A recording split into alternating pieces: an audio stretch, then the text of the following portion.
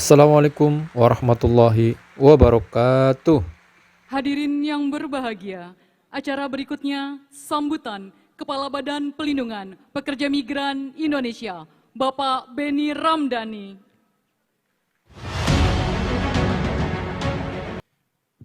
Bismillahirrahmanirrahim. Assalamualaikum warahmatullahi wabarakatuh.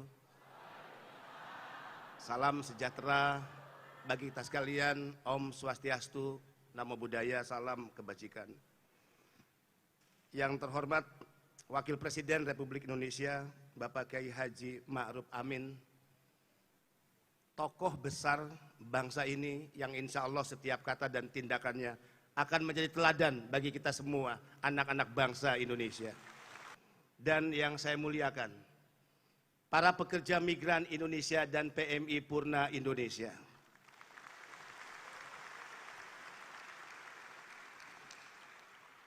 Kami laporkan kepada Bapak Wakil Presiden, hadir tengah-tengah kita 760 anak-anak muda, anak-anak bangsa yang nanti malam mereka akan segera terbang ke Korea Selatan. Hadir juga di tempat ini para pegiat buruh migran Indonesia mewakili 6 negara. Mereka sudah lama bekerja di Taiwan, Korea Selatan, Singapura, Malaysia, dan juga Jepang, beserta PMI Purna yang berasal dari Jawa Barat, DKI, dan Banten yang hadir bersama-sama kita pada kesempatan pagi hari ini. Hadir bersama kita penghormatan yang sangat khusus, perwakilan International Organization for Migration, IOM, hadir bersama kita. IOM adalah lembaga yang selama ini sangat memberikan bantuan, edukasi, dan juga bantuan-bantuan permodalan bagi para PMI Purna dan juga pekerja migran Indonesia. Izin melaporkan Bapak Wakil Presiden, peringatan pekerja migran internasional pada hari ini selama 3 tahun berturut-turut dilaksanakan dengan penuh kemeriahan. Ini adalah upaya negara untuk memberikan perlakuan hormat kepada pahlawan devisa pekerja migran Indonesia yang setiap tahunnya menyumbangkan 159,6 triliun untuk negara ini. Maka saatnya BP2MI atas nama negara, sebagaimana arahan Bapak Presiden Republik Indonesia, arahan Bapak Wakil Presiden Republik Indonesia, tegas, pesan yang sangat ideologis kepada saya saat dilantik sebagai Kepala BP2MI, lindungi pekerja migran Indonesia dari ujung rambut sampai ujung kaki.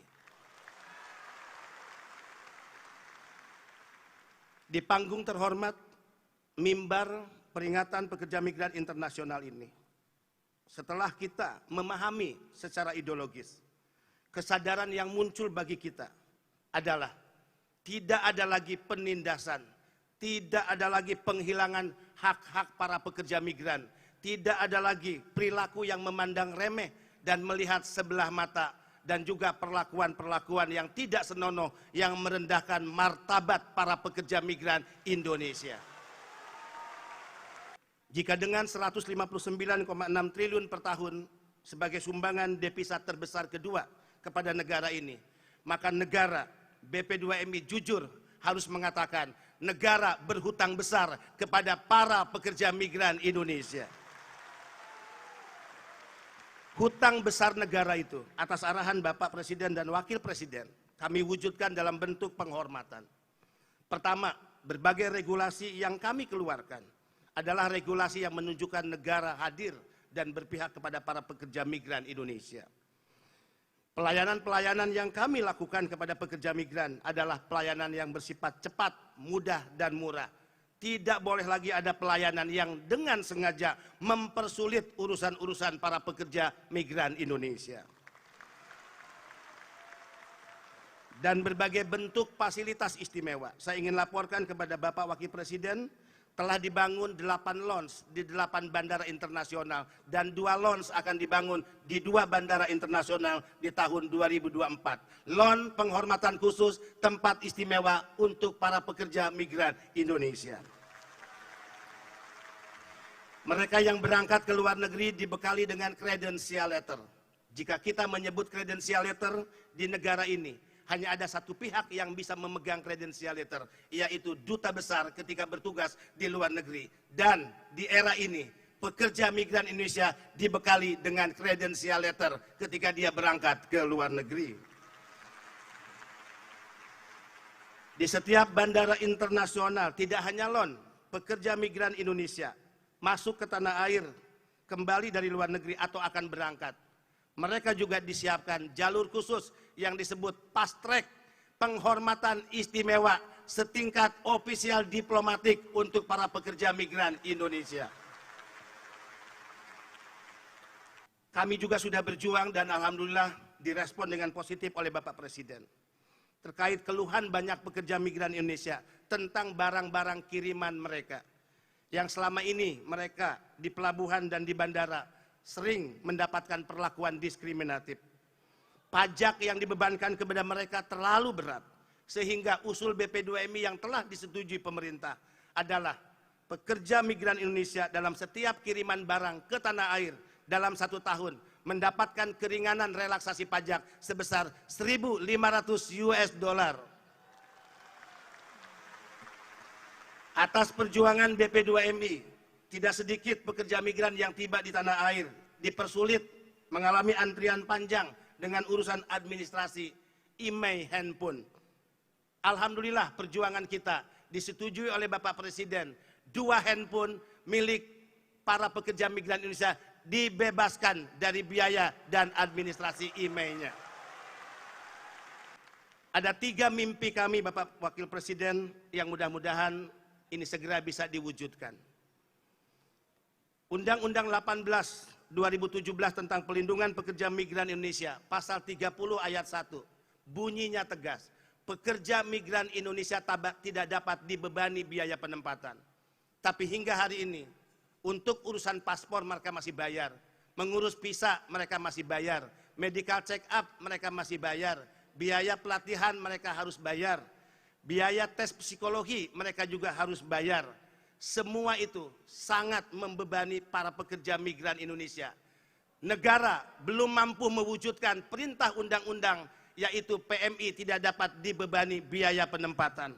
Semoga tahun berikutnya pemerintah konsisten dengan perintah undang-undang untuk membebaskan biaya penempatan pekerja migran Indonesia yang ditanggung sepenuhnya oleh negara.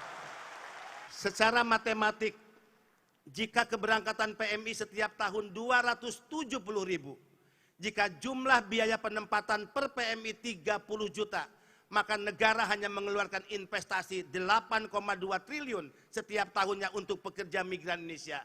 Jika negara memberikan 8,2 triliun kepada PMI untuk menangani biaya penempatan, PMI mengembalikan 159,6 triliun setiap tahunnya kepada negara. Saya sering guyon, negara ini kok pelit amat sama pekerja migran Indonesia. Mungkin lebih bermanfaat undang-undang tersebut perintahnya dilaksanakan kepada pekerja migran Indonesia.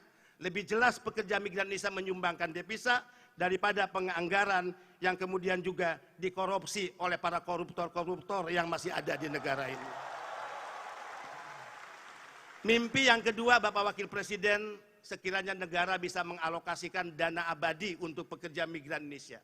Mereka boleh bekerja di luar negeri, tapi negara harus menjamin tidak ada masalah sosial yang dihadapi oleh keluarga PMI dan tidak ada masalah pendidikan yang terputus yang dialami oleh anak-anak pekerja migran Indonesia.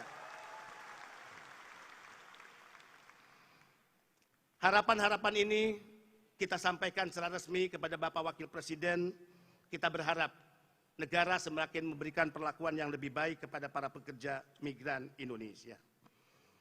Terima kasih atas kehadiran Bapak Wakil Presiden, Bapak Ibu yang terhormat, para tamu undangan yang kami muliakan. Insya Allah suara para pekerja migran Indonesia adalah suara untuk Indonesia, karena kami selalu mengatakan kami tetap Indonesia. Terima kasih. Wallahul muwaffiq ila aqwamit thoriq. Wassalamualaikum warahmatullahi wabarakatuh.